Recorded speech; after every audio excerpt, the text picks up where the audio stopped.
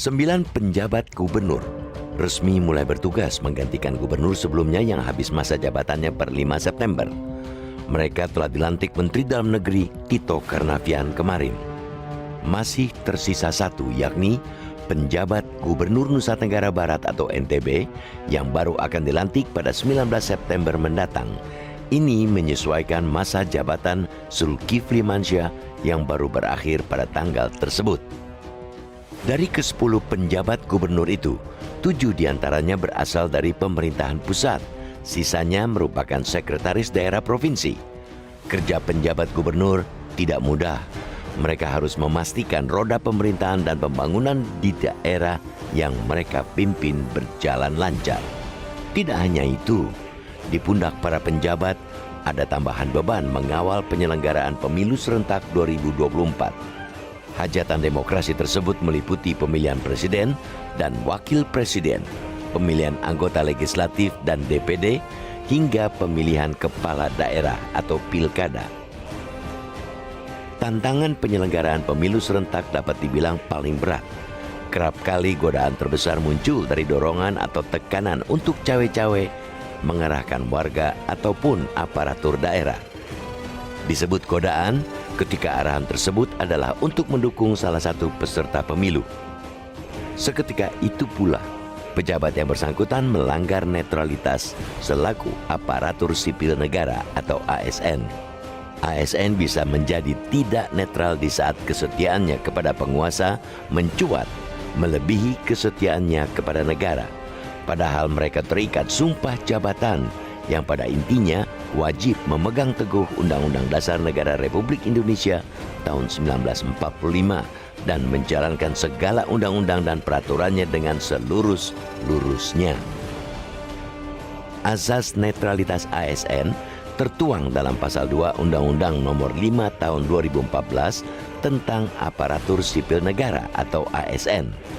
Dalam penjelasan pasal tersebut dinyatakan yang dimaksud dengan azas netralitas adalah setiap pegawai ASN tidak berpihak dari segala bentuk pengaruh manapun dan tidak memihak kepada kepentingan siapapun.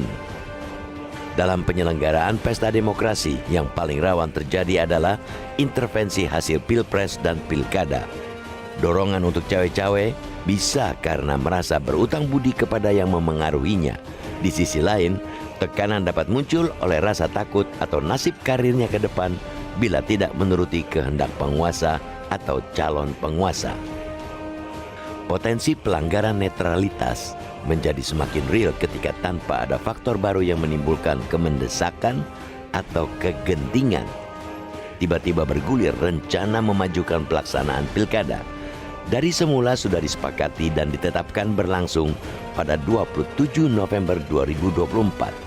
Dipercepat menjadi September atau 2 bulan sebelum pelantikan presiden dan wakil presiden terpilih. Harus diakui, yang paling rawan untuk diintervensi tidak hanya hasil pilpres, melainkan juga pilkada. Percepatan pelaksanaan pilkada tidak pelak memancing kecurigaan ada pihak-pihak yang ingin mendikte hasil pilkada. Selain 9 penjabat gubernur, ada 75 penjabat bupati wali kota yang mulai bertugas per 5 September. Sebelumnya sudah ada 173 penjabat kepala daerah yang dilantik. Nantinya pada pelaksanaan Pilkada 2024 total ada 274 ASN penjabat kepala daerah yang mengisi kekosongan kepala pemerintahan di 270 kota, kabupaten, dan provinsi. Jumlah yang tidak main-main dan potensial diperalat untuk pemenangan pemilu.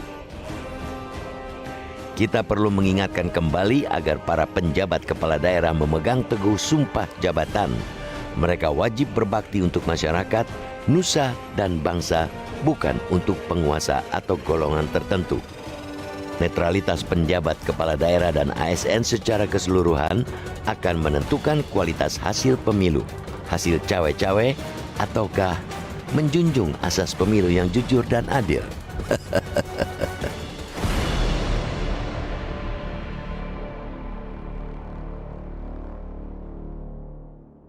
Jelajahi cara baru mendapatkan informasi. Download Metro TV Extend sekarang.